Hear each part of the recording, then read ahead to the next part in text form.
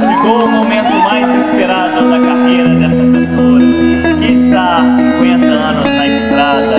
Ela que ficou órfã de pai no parto.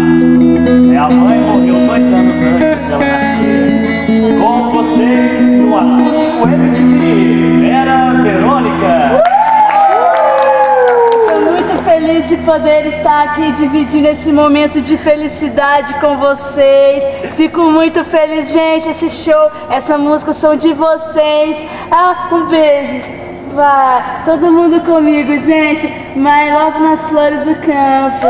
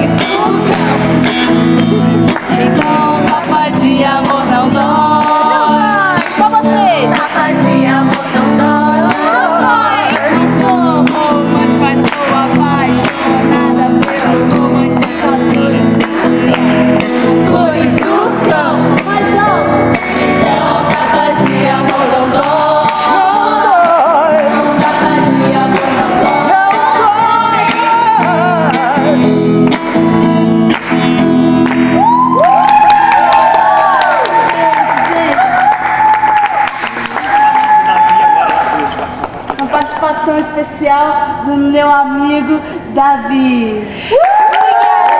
Quem será o Davi?